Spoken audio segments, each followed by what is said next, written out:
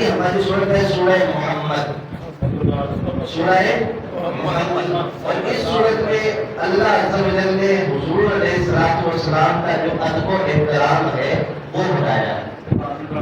حضور علیہ الصلوۃ والسلام کا ادب و احترام بتایا ہے۔ اس سے اگلی صورت میں بھی ادب و احترام بتایا ہے۔ حضور علیہ الصلوۃ والسلام کا جو نام ہے نا محمد، یہ نام قرآن میں 4 مرتبہ ہے، اور اس نام کا مطلب ہے الذی یحمد حمدا بعد حمد مرۃ بعد مرۃ کرۃ بعد کرۃ، کہ وہ ذات جس کی ایک لمحے تعریف کی جائے اس کے بعد دوبارہ تعریف کی جائے، وہ ذات جس کی ایک گھڑی تعریف کی جائے دوسری گھڑی اس کی دوبارہ تعریف کی جائے، وہ ذات جس کی ایک تعریف کرنے کے بعد دوسری کوئی اور تعریف دوبارہ کی جائے، وہ ذات کی حامل کون ہے؟ حضور علیہ الصلوۃ والسلام۔ اور یہ جو نام ہے یہ جنتوں سے آیا ہے، حضور کا نام جنتوں سے آیا ہے۔ ویسے تو حضور کا جو پچھلے امتی گزرے ہیں، پچھلے جو انبیاء آئے ہیں انہوں نے جو بشارت دی تو انہوں نے بشارت دی آخری نبی آئیں گے جن کا نام ہوگا احمد، لیکن اللہ عز و جل نے آپ کا نام جنت سے بھیجا محمد۔ اس کا مطلب یہ ہے کہ جس کی بار بار بار بار بار بار تعریف کی جائے۔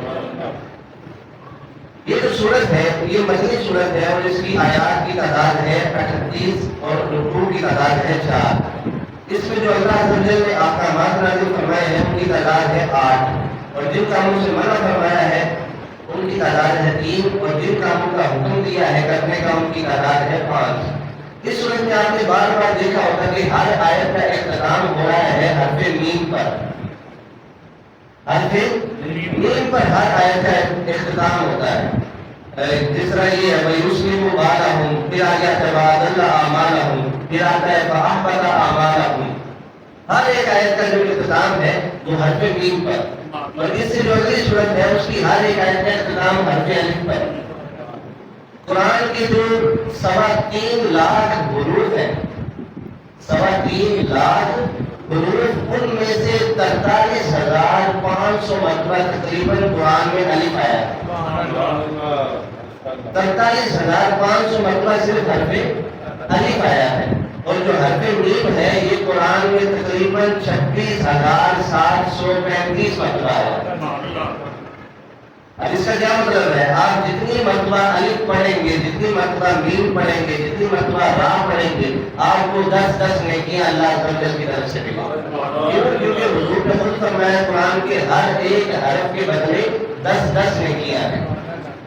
اس میں اللہ نے جو سب سے پہلے حکم فرمایا اللہ اور اس کے رسول پر ایمان لے آؤ، پھر اللہ نے حکم دیا جہاد کرو، اور جہاد کی جو 3 قسمیں ہیں، جہاد باللسان، جہاد بالید، ہاتھ کے ساتھ جہاد کرو، اللہ کی راہ میں جہاد بالمال، مال کے ساتھ جہاد کرو، جہاد باللسان اور زبان کے ساتھ جہاد کرو۔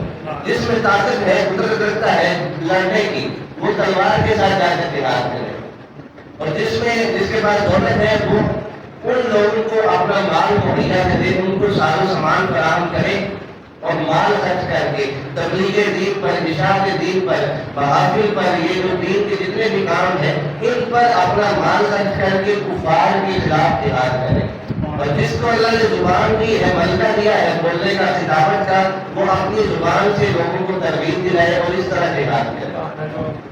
پھر اللہ نے حکم دیا دشمن کے مقابلے میں ثابت قدم رہو، پھر حکم دیا صلہ رحم نہیں کرو۔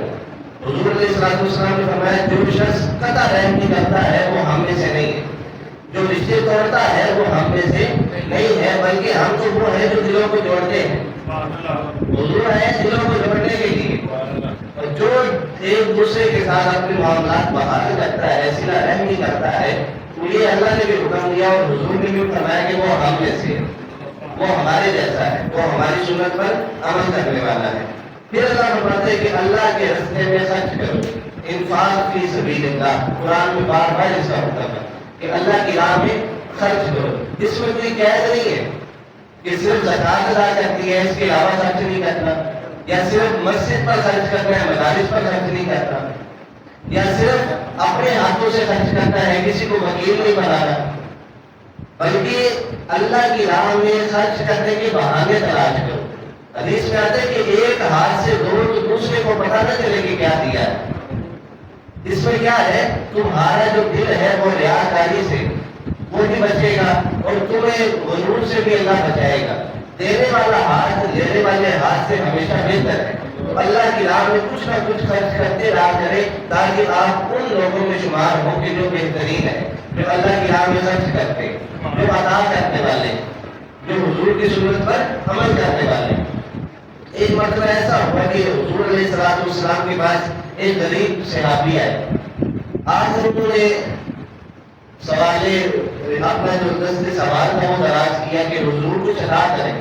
حضور کے پاس دینے کے لیے اس وقت کچھ نہیں تھا. حضور نے حضرت بلال کو کہا کہ فلاں کی دکان پر جاؤ اور وہاں سے میرے نام پر فلاں چیز لے کر اس کو دے دو.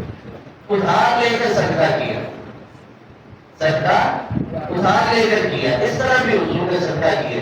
حضور کو کسی نے چادر تحفے میں دی, حضور نے بھی اور یہ تو ایک صحابی ہے, حضور یہ آپ کے جسم سے ایک مرتبہ اس نے برکت حاصل کر لی ہے کپڑے میں تو یہ مجھے عطا کر دے. اور جب حضور نے انہیں وہ عطا کر دی, باقی صحابہ نے برا بنایا کہ حضور کو کبھی کبھی کوئی تحائف ملتے ہیں تو پھر یہ لوگ مانگ لیتے ہیں. حضور نے عطا کر دی تو اس صحابی کا جب وصال ہوا تو انہوں نے وصیت کی مجھے اس چادر میں کفن دیا جائے تاکہ حضور کے جسم کے ساتھ جو چادر لگی ہے وہ قبر میں میرے ساتھ جائے گی تو مجھے یقین ہے کہ قبر کا عذاب مجھ سے اللہ ہٹا لے گا. کیسے؟ کیونکہ جب حضور علیہ السلام نے وہ تندور میں روٹی لگائی تھی نا, تندور کا کام تو ہے روٹی کو پکانا, اس کو جلانا, تو وہ روٹی بھی اللہ کے حکم سے نہیں دے تھی. اب یہاں پر بندہ کہ یہ ممکن کیسے ہے؟ تو حضرت ابراہیم کو آگ میں نہیں پھینکا گیا تھا. اس وقت کی سب سے بڑی دنیا کی آگ جلائی گئی, پتہ کتنے دنوں تک وہ آگ بھڑکائی گئی. حضرت ابراہیم کو اس میں ڈالا گیا اور حضرت ابراہیم اس میں مسکرا رہے ہیں. اللہ نے اپنے حکم سے اس آگ کو حضرت ابراہیم پر ٹھنڈا فرما دیا.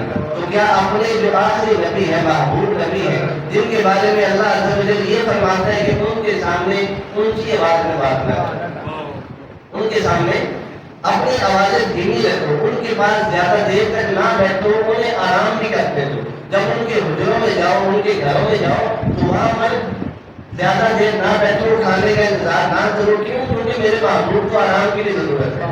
اللہ اتنا خیال کرتا ہے تو کیا اللہ عز و جل اس آٹے کی روٹی کو جو محبوب کے ہاتھوں سے ایک مرتبہ برکت حاصل کرتے ہیں, اللہ اس پر آگ کو ٹھنڈا نہیں کروا سکتا.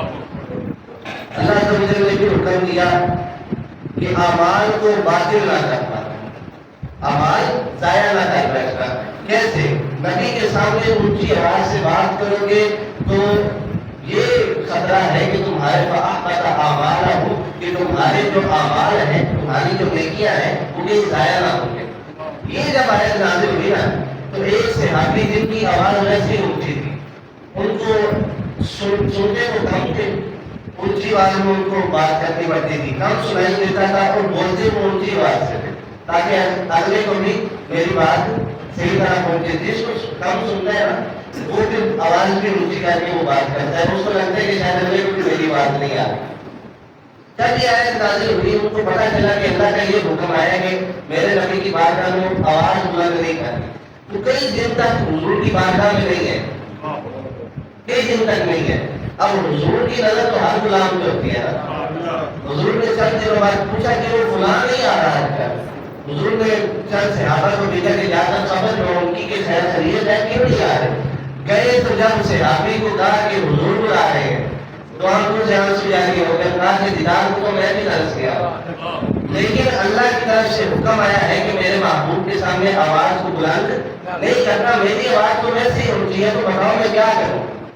حضور کو آ کر ماجرا بتایا تو حضور نے کہا کہ بھائی یہ تمہارے لیے نہیں ہے, یہ ان کے لیے ہے جو بے ادبی کے طور پر اونچی آواز میں بات کریں. تو حضور کے روزے کے سامنے بھی آوازیں بلند کرنا, بلکہ یہاں تک علماء دین نے لکھا ہے کہ جب حضور کے روزے کے سامنے کھڑے ہو کر صلاۃ السلام پڑھو وہ بھی آہستہ آواز میں پڑھو. ایک اس کی آپ کو برکت بتاتا ہوں. جن لوگوں نے عمرہ کیا ہے نا, جو اہل مکہ ہے, مکہ والے یہ بڑے سخت مزاج ہیں. یہ اگر آپ کو کسی سے آواز لگا رہا ہے نا, بڑی بڑی اونچی آواز سے کہتا ہے یا محمد تاج ادھر. لیکن مدینہ والے ہیں, مدینہ کے سارے ائمہ حضرات دیکھ رہے جو وہاں پہ امامت کرتے ہیں, مدینہ کے دکاندار دیکھ رہے, سب کے لہجے لائے ہیں. یہ حضور کے وجود کی برکت ہے کہ اس برکت سے اللہ نے سب کے دلوں کو نرم کروا دیا۔ بھئی ایسا ممکن ہے، کیوں؟ کیونکہ جس سال حضور کی ولادت ہوئی، اللہ عز و جل نے اس سال پوری دنیا کو جتنے بھی بچے ہوئے اس تمام کے تمام اللہ نے بیٹے عطا فرمائے۔ اس سال پوری دنیا میں کسی کے گھر بیٹی پیدا نہیں ہوئی، اللہ نے سب کو بیٹے عطا فرمائے۔ تبھی تو آپ کی والدہ فرماتی ہے کہ جب حضور کی ولادت ہوئی تو میرے سامنے مکہ سے ملک شام کا بڑا لمبا سفر ہے۔ والدہ فرماتی ہے کہ جب حضور کی ولادت ہوئی تو میرے سامنے جو شام کے محلات تھے بڑے بڑے، وہ ایسے میرے سامنے ظاہر ہوئے کہ جیسے نظروں کے بالکل سامنے کوئی دیوار نہ تھی۔ یہ حضور علیہ السلام کی برکت ہے۔ پھر اللہ نے حکم اس میں دیا کہ بخل نہ کرو، سخی بنو، کیونکہ تمہارا جو نبی ہے وہ بھی سخی ہے۔ پھر اللہ حکم عطا فرماتا ہے کہ منافقانہ رویہ اختیار نہ کرو۔ اس صورت کے جو اہم مضامین ہیں، ایمان اور کفر کا فرق، جہاد کی اہمیت، منافقین کی نشانیاں، قرآن میں غور و فکر کی دعوت، یہ بھی بار بار ہے۔ اہم واقعات جس میں غزوہ بدر اور دیگر جہاد کی طرف اشارے ہیں۔ یہ جو غزوات ہے نا، غزوہ اس جنگ کو کہتے ہیں کہ جس میں نبی پاک صلی اللہ علیہ وسلم نے شرکت فرمائی، اور حضور نے 17 جنگوں میں شرکت فرمائی ہے جن کو غزوات کہا جاتا ہے۔ یہ جو غزوہ ہند ہوگا مستقبل میں، اس کو بھی غزوہ اس لیے کہا جاتا ہے کیونکہ حضور اپنے صحابہ کے ساتھ اس میں شرکت فرمائی۔